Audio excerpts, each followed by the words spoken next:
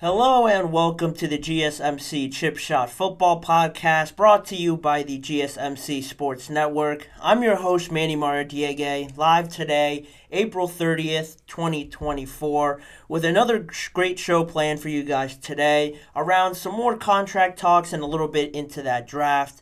And that'll be the first segment on the New York Giants specifically. Their general manager, Joe Schoen, giving some reasons as to why they ended up not drafting a quarterback with the sixth pick and why this could be ultimately the best move for them, what I think about it. That's coming up in just a few seconds. Then later on in the show, we'll get into Trey Hendrickson and his trade request, as well as Roger Goodell potentially hinting at maybe adding another week to the regular season, making it 18 games, extending it to that President's Day weekend, how that all fits with the NFL and the way that they're trending. All of those topics coming up on today's episode. Make sure to like, follow, and subscribe to the GSMC Chip Shot Football Podcast.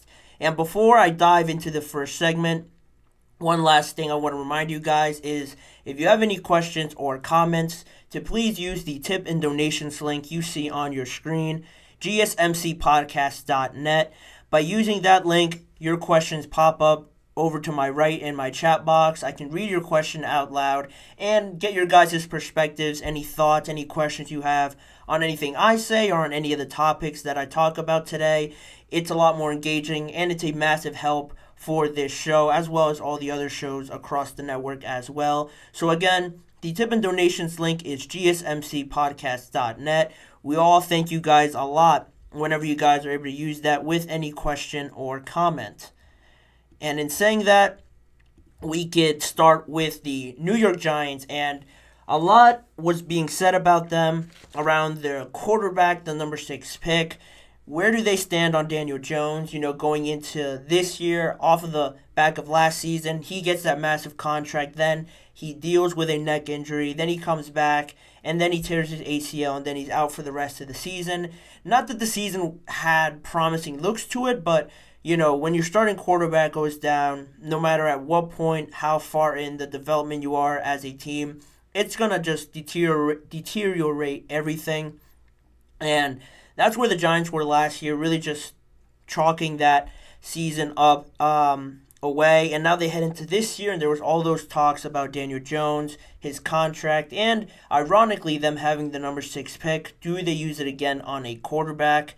Some things to point out, with the 6th pick, Joe Schoen didn't actually draft Daniel Jones with that 6th pick. It was different management, but Joe Schoen is the one that did give Daniel Jones that contract, so you have to believe that there is some trust there with Daniel Jones. He does believe in him to give him a massive deal at that point, especially almost choosing between him and Saquon Barkley to an extent. To decide to give it to Daniel Jones, you have to believe that head coach Brian Daboll and Joe Schoen really believe in Daniel Jones, and that's really the genesis of this whole idea, really the main answer to all of this, because of that trust that they have in Daniel Jones and not really entertaining anything at pick number 6. And I mentioned pick number 6 because NFL Network's Ian Rappaport claimed, he reported that the New York Giants actually attempted to trade a sort of last resort trade, a last-ditch effort to move up to the number 3 spot with the New England Patriots, trade those picks between those two teams, and try and move up and draft Drake May at that number 3 spot. But New England declined it, obviously. They ended up taking Drake May, and afterwards they said that they did indeed receive these said offers, didn't specify what they were offered or from whom, but regardless of that, Ian Rappaport reported it. You saw it elsewhere as well. Other sources saying that the Giants were looking to trade up. They did extensive work on this quarterback class, and it makes you think that other than the offer was rumored to be the 6th overall pick, the 47th overall pick, and next year's first-round pick for New England's 3rd. And with that being said, it seems you have to think that if they're willing to offer the 6th, the 47th, and next year's first, for Drake May for that number 3 spot.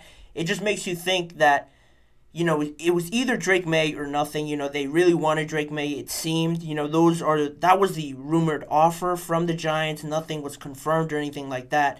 But that's really as close as it got to finding a solid answer to what the Giants were offering for a potential trade with that number 3 overall pick with the New England Patriots. And if they were willing to offer that much to move up there and most likely get Drake May, it seems like their mindset, Joe Schoen and Brian Daboll, seemed like they were all in on Drake May. You have to believe that they really liked him for whatever reasons, talent, arm talent, whatever they felt that he excelled at better than all the other quarterback prospects in and around that spot.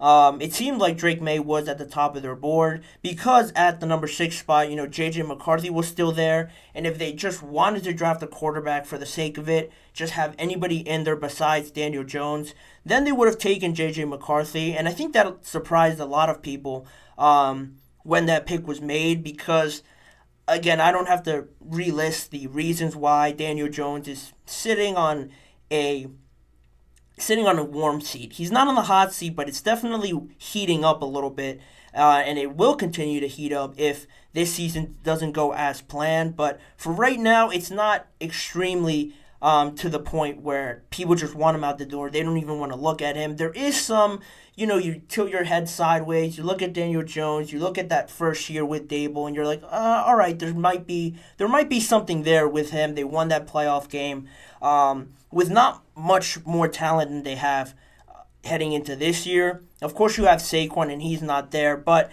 that brings me to my other point and where sort of Joe Schoen really was thinking with this whole process, specifically with Joe Schoen after the draft and after they made their selection. He said, I said it in January after the season. Our expectation was Daniel would be our starter, so on and so on.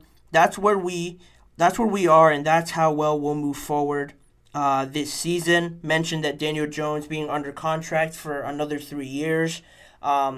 He didn't say he played a role, but he brought it up, so you have to think that that is something that they consider. Not the most logical thing to do with so much time being left on that contract, that 4-year deal. A lot of money is being paid to Daniel Jones, so it wouldn't make the most sense to just move on from him a year after. And that carries on to their new vision, the way that they decided to go with drafting Malik Neighbors.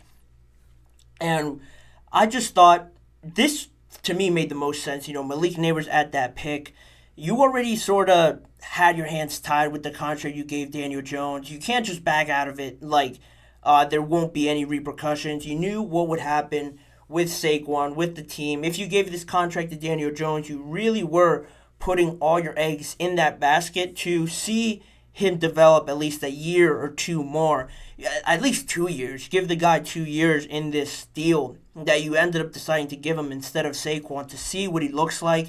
And by doing that, you have to try and surround him with the best weapons that he can. The offensive line is still a work in progress, but regardless of that, get him somebody to throw to, somebody reliable. They brought in Darren Waller a year or two ago, and he unfortunately has suffered with medical problems, health issues, just staying healthy on the field, and he could have been a great weapon, but, just being on and off the field, that inconsistency really doesn't help a young quarterback.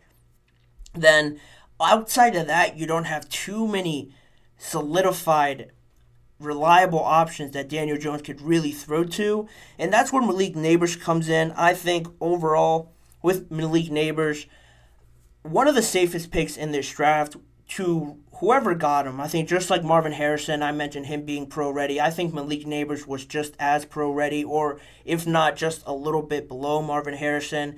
It's too similar to Odell Beckham Jr. and really just all those LSU wide receivers, honestly. There's something about him, coming in from LSU. They've produced Justin Jefferson, Jamar Chase, Brian Thomas this year, Malik Neighbors, Odell Beckham, Jarvis Landry. I'm sure I might have missed somebody, but those are the ones in recent memory. And all of them have been very good, if not exceptional, in the league. I think Malik Neighbors is no different. Reminds me a lot of Odell Beckham Jr. And you look at that time with Odell Beckham, Saquon Barkley was still there. Great talent, added a lot. You bring in Malik Neighbors, which would have been great if they kept Saquon, but, that's already done. You bring in Malik, and it's going to, for sure, help out Daniel Jones. It's really night and day when the quarterback knows he has a really valuable wide receiver one there to throw to. He could really trust in him. And that's something now that the Giants are sort of shifting into, trying to find the best way to get the best out of Malik Neighbors and so on, who they added this offseason, and just really tailoring everything around getting the best out of them and then living with the results because they're just trying to get the best out of their players. On that topic, Joe Schoen, continued to talk about it, and he said, Brian Daboll is one of the better ones I've been around. It's not his system, like we are going to run this square peg in a round hole. We are going to go out there and see what routes these guys can run well, what they can do, and really just how they can accentuate really what these guys do best. And that's really the only way that they can go at this point.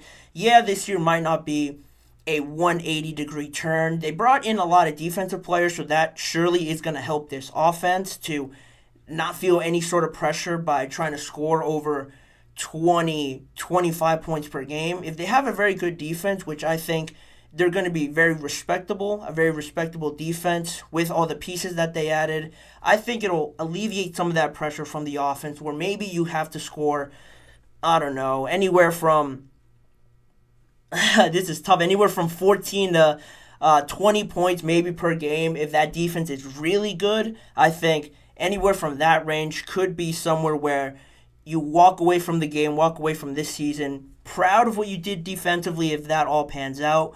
But that's really the biggest idea with the Giants and where they are now because of the contract, because of the limited talent that they have on their team. Just getting better. That's really the mindset that they have to go in through. If anybody, Giants fans, have any other expectations than that, competing within that NFC East, yeah, they might be competitive with some games, but you really shouldn't be pushing to challenge that NFC East just yet.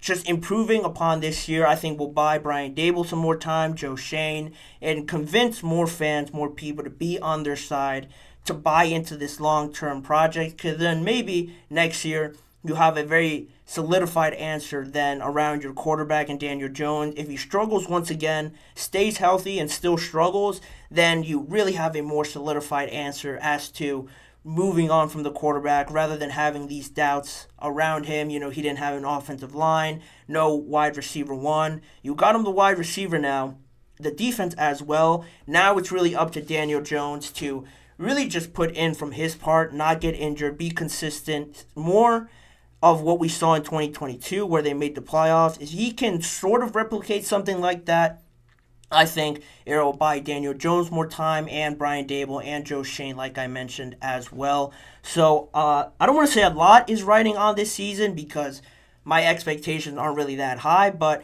there is some sort of pressure there, some element of it that the Giants do have to worry about, more specifically Daniel Jones heading into 2024. But in the meantime, we'll leave that segment there and we'll move on with the show. A lot more stories coming up on today's episode. After the break, we're going to get into Matthew Stafford and the Los Angeles Rams, how Matthew Stafford's contract situation is shaping up, and how the Rams could move forward with him, maybe move on from him after this year. All those possibilities coming up in just a few seconds, so stay with us. We'll be right back after this break.